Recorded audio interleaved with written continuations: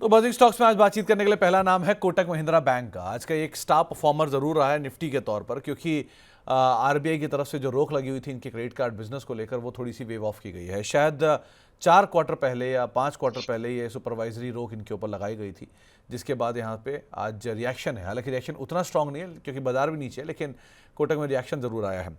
Arun sir, बाजार पहले से इसको भांपे बैठा था क्या, जो रोज रोज नए हाई बना रहा था कोटक महिंद्रा बैंक, और आज भी इसमें खरीदारी आई? कैसे देख रहे हो आप इसको?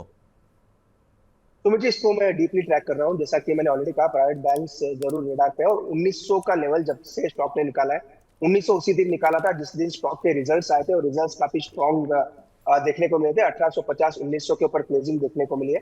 तो जिन किसी के पास भी है उनको होल्ड करना चाहिए। स्टॉक बुलिश है। एक ही चीज का ध्यान रखें, स्टॉक अंडर परफॉर्मर नहीं है, स्टॉक आउट परफॉर्मर है। तो मार्केट चलेगा तो हो सकता है थोड़ा कंसोलिडेट करे।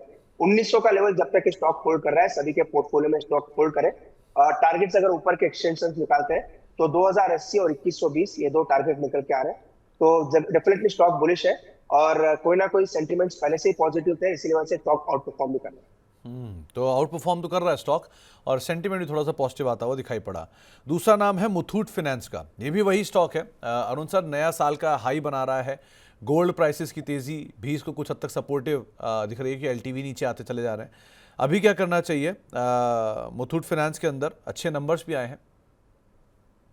तो मुझे डेफिनेटली होल्ड करें। ये वन ऑफ द स्टॉक है। अगर आप चोलामंडलम फाइनेंस और बजाज फाइनेंस को निकाल दें, अगर एनबीएफसी और बजाज फिनसर्व को भी अगर हटा दें, तीनों स्टॉक काफी बुलिश टेरिटरी में है। और इसके अलावा चौथा स्टॉक अगर चुनना है तो मुथूट फाइनेंस ही है। ये भी हमारे बाई ट्रिगर में आया था, क्योंकि ये भी अभी भी अपने मेजर मूविंग एवरेजेस के ऊपर है। तो स्टॉक डेफिनेटली अच्छा है ऐसे मार्केट में। समझिए जहाँ पे सब कुछ 52 वीक लो के पास जा रहा है, या अपना स्टॉक 52 वीक हाई के आसपास है, तो डेफिनेटली स्टॉक अच्छा है। पर एक ही चीज है, स्टॉक चल चुका है, इसलिए यहाँ से हो सकता है कंसोलिडेट करे, ज्यादा गिरे ना। पर ज्यादा रिटर्न्स बनने की उम्मीद नहीं है। हो सकता है स्टॉक पॉजिटिवली कंसोलिडेट करता हुआ नजर आए। टारगेट 2370 2380 के आसपास के निकल के आए। तो 2370 2380 के आसपास कहीं टारगेट्स आए तो आप एक बार वो निकल भी सकते हैं, लेकिन ये आउट परफॉर्मर रहा है और एक समय तक इसमें बिकवाली रही। 1100 के लेवल्स भी दिखाए और वहाँ से इसने कम बैक लेने के बाद अब ये लेवल्स भी दिखा दिए। इसके अलावा कुछ और स्टॉक्स जहाँ पर आज काफ़ी हलचल देखने को मिल रही है, उनको भी एक एक करके ज़रा देख लीजिए, क्योंकि आज अर्निंग्स के लिहाज से भी कई स्टॉक्स रहे और अदरवाइज भी। जैसे होनासा है, ये शेयर लगातार रोज़ बरोज़ नए लोज बना रहा था, लेकिन नंबर्स आए, नंबर्स के बाद पुल बैक आ गया। सो अरुण सर, क्या मान के चले कि बुरा दौर खत्म हो गया या अभी ये सिर्फ डेड कैट बाउंस है? देखिए सुमित जी, प्योर टेक्निकल से देखें तो डेड कैट बाउंस है, और डेड कैट बाउंस भी बढ़ा है। 10% के बाउंस आने के बाद भी स्टॉक अभी भी डाउन ट्रेंड में है। तो आप अंदाजा लगा सकते हैं कि कितना बड़ा डाउन ट्रेंड स्टॉक में रहा है। पर इसका जो ओवरऑल नीचे में सपोर्ट है वो 200 के आसपास अच्छा बन चुका है, क्योंकि राइजिंग वॉल्यूम्स निकल के आ रहे हैं। और कल के जो अगर लो देखें, अगर आज का एक्शन भी निकाल दें, तो कल का लो भी 197 के आसपास है। तो हो सकता है अच्छे रिजल्ट्स की वजह से, या फिर पोस्ट रिजल्ट जो रिएक्शन आया थोड़ा एक्सटेंड हो। तो जिनके पास भी है उनको 200 का स्टॉप लॉस जरूर लगाना चाहिए। तो जिनके पास है 200 का स्टॉप लॉस लगाएं, पोजीशन के अंदर बने रहें। लेकिन राय यही रखी गई है कि यहाँ पे जो भी तेज़ी आ रही है वो डेड कैट बाउंस के तौर पर ही आप देखिएगा। क्रॉम्पटन ग्रीव्स रादर, इसके ऊपर भी एक बार ज़रा नज़र डालिए कि क्रॉम्पटन ग्रीव्स के अंदर जो नंबर्स आए हैं वो आप अपनी स्क्रीन पर देख भी रहे हैं, और नंबर्स के बाद जो स्टॉक में रिएक्शन है वो बिल्कुल फ्लैट साइड पर है। थोड़ी पहले तेज़ी थी लेकिन वो फिजल आउट हुई। 27-28% मुनाफे में बढ़ा था और रेवेन्यू भी 5% बढ़ा। अरुण सर, यहाँ क्या किया जाए? तो मुझे इसको बाय एंड डिप्स करें। स्टॉक अभी भी अप ट्रेंड में है, तो 320 325 तक मुझे लग रहा है स्टॉक आ सकता है।